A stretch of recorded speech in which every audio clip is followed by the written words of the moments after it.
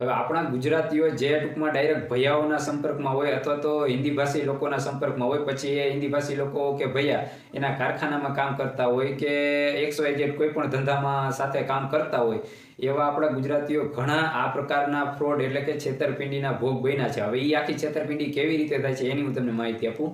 તો એમાં એવું છે કે ટૂંકમાં તમને અજાણ્યા નંબરમાંથી ફોન આવે છે, એટલે ફોન જે કરનાર જે તે હિન્દી ભાષી છે એમને તમારી આખી ડિટેલ તમારી હોય જ છે કે શું તમારું નામ છે, તમે ક્યાં રહ્યો છો, શું કાંઈ એની પાસે ઓલરેડી આખી ડિટેલ હોય જ છે. એટલે તમારા ટૂંકમાં નામ લઈને જ તમારી હારે સીધા વાત કરે છે, અને ટૂંકમાં વાત એવી કરે છે કે પહેચાનતે હો મેરે કો, તો તમે વળી એમ કહો કે નહીં પહેચાનતા તો નહીં હું, તો એ તમને થોડીક વાર ટૂંકમાં થોડીક વાર એવું એન કેન પ્રકારે ટૂંકમાં તમને કન્વિન્સ કરે કે તમે એને ઓળખતા હોય એ પ્રકારનું તમે એક બે જણાના નામ લ્યો. ધારો કે પછી તમને એમ કે અરે યાર આપ તો મેરે કો ભૂલ ગયે, મેં ચલા ગયા તો આપને એક भी बार मेरे को कॉल नहीं किया, અને એસે એવી તમને તમારી યાર વાતું કરે.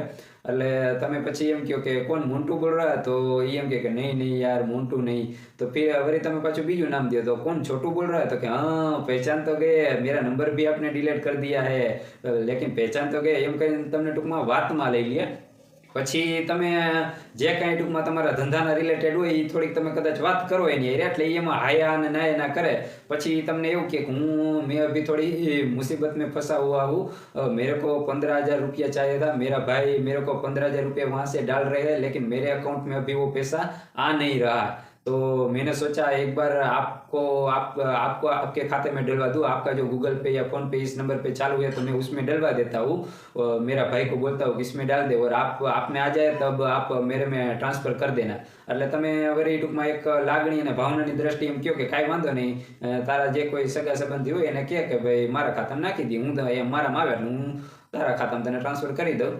આટલી વાત ફોન ટૂંકમાં મૂકી દે છે. અને પછી તમને થોડીક વાર પછી તમને તમારા મોબાઈલમાં એક SMS આવે છે. હવે એ SMS ભળતા ડોમેનથી આવે છે, એટલે કે SBI નો મેસેજ હોય SBI બેંકનો તો SBY કરીને આવે, અથવા તો કોઈ અજાણ્યા નંબરમાંથી તમને મેસેજ આવે, અને એ મેસેજમાં શોર્ટમાં એવું લખેલું હોય કે યુઆર અકાઉન્ટેડ ક્રેડિટેડ RS 15,000 રૂપિયા કે 10,000 રૂપિયા જે કાંઈ એ ટૂંકમાં લખેલું હોય.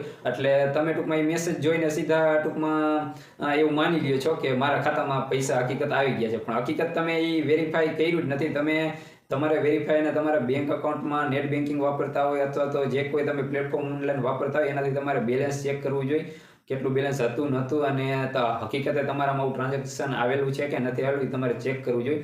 હવે તમે ખાલી મેસેજના આધારે ટૂંકમાં સામેવાળો વ્યક્તિ પછી તમને ફોન કરે છે કે मेरा भाई का स्क्रीनशॉट आ गया है, उसने आपके अकाउंट में वो 15,000 रुपये डाल दिए है तो आपके अकाउंट में आ गए होंगे. એટલે તમે કહો હા હા मेरे को मैसेज भी आ गया है मैं अभी आपके इस नंबर पे ट्रांसफर कर दे रहा हूँ. એટલે તમે પછી 15,000 રૂપિયા એ જે નંબર તમને દે એમાં તમે એ 15,000 રૂપિયા ટ્રાન્સફર કરી દે છો. હકીકત તમે જે રકમ ટ્રાન્સફર કરો છો એ તમારા ખાતામાં જે બેલેન્સ છે એમાંથી જ ઉપડે છે. તમારા ખાતામાં બીજા કોઈ 15,000 રૂપિયા ટૂંકમાં સામેવાળાએ કોઈ જમા કરેલા જ નથી હોતા. એ આખો ડમી મેસેજ હોય છે, એક આખો ખોટો મેસેજ હોય છે.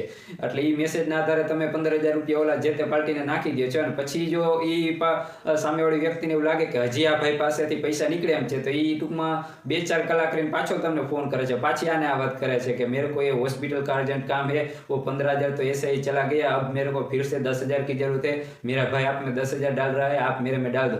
જ્યારે તમારું ટૂંકમાં ખાતા તમારું આખું ક્લિયર થાય ને ત્યારે તમને હકીકત ખબર પડે છે કે આ તો જે કાંઈ પૈસા ગયા આપણા ખાતામાં હતા એ ગયા છે, આપણા ખાતામાં જે જમા થવાના હતા કે જે આવવાના હતા એ તો કોઈ આવ્યા જ નથી. આ જે મેસેજ આવ્યા છે એ બધા ડમી આવ્યા છે. એટલે આવા જે નાના કારખાના લઈને બેઠા છે ને ઘણા લોકો આ પ્રકારના ફ્રોડનો શિકાર બન્યા છે, પણ એ ટૂંકમાં કહેતા નથી. પણ હકીકત આ પ્રકારનું ફ્રોડ બન્યું હોય તો એને ટૂંકમાં બધાને હકીકત જાણ કરવી જોઈએ કે આ પ્રકારનું ફ્રોડ થાય છે. અને આવા ફોન ટૂંકમાં તમે જો થોડા કંઈ જાગૃત હોય ને આવો ફોન આવે તમને તો તમે પહેલો સવાલ તો એ જ કરી શકો કે ભાઈ જો आपका जो भाई है वो आप में पैसा डाल रहा है तो नहीं आ रहा है, तो मैं आप में डालूंगा तो कैसे आएगा, वो भी नहीं आएगा क्योंकि वो आपका भाई डाल रहा है उससे नहीं आ रहा तो हमारे से थोड़ी ना आ जाएगा. એટલે ટૂંકમાં એની જે વાત હોય છે એના ઉપરથી ને તમારે એવું તારણ લગાવવાનું હોય છે કે આ માણસ સાચો છે કે ખોટો, એના ઉપરથી ને તમારે તારણ લગાવવાનું હોય છે. એટલે ટૂંકમાં ક્યાંક ને ક્યાંક તમે તમારી ટૂંકમાં મગજ શક્તિ એટલે કે તમે એને જે વાત કરેલી હોય એમાંથી તમે થોડું ઘણું જો તમે વિચારો ને તો તમને લાઈટ થઈ જવી જોઈએ કે હકીકત આપણે ક્યાંક ને ક્યાંક છેતરપિંડી કે આપણે ફ્રોડ ટૂંકમાં બની રહ્યા છે, આપણી જોડે છેતરપિંડી થઈ રહી છે. પણ મૂળ વાત એ છે કે આપણે બહુ લાંબુ વિચારતા જ નથી, કારણ કે આપણામાં એવી વિચાર શક્તિ જ નથી એવું મને લાગે છે. હકીકત તમારે કોઈ પણ બાબત હોય એને તમારે ધ્યાનથી થોડીક વાર વિચારવી જોઈએ, અને હકીકત અને વિચારતા એ તમને કદાચ ન ફાવતું હોય તો પછી આ પ્રકારના કોઈ તમારે ઓનલાઈન પ્લેટફોર્મનો ઉપયોગ જ ન કરવો જોઈએ. જે કોઈ ટૂંકમાં પહેલા જે કઈ રીતે તમે વહીવટ કરતા એ જ રીતે તમારે વહીવટ કરવો જોઈએ, કારણ કે તો તમારી માટે આ કોઈ ઓનલાઈન પ્લેટફોર્મ રહ્યું એ તમારા માટે કંઈ કામનું છે જ નહીં. કારણ કે આ તો એક ખાવું સહેલી વાત હતી, પણ આગળ જે હજી હું તમને વાત કરવાનો છું એ બધી તો એવી ટૂંકમાં ડિફિકલ્ટ વાતો છે કે જેમાં તો તમે ટૂંકમાં બહુ આસાનીથી ફ્રોડના શિકાર એટલે કે તમારી જોડે છેતરપિંડી થઈ જાય ને થઈ જ જાય. તો આવા બીજા પણ વિડીયો હું મૂકવાનો છું, જોતા રહેજો મારી ચેનલ. જય હિન્દ, જય ભારત.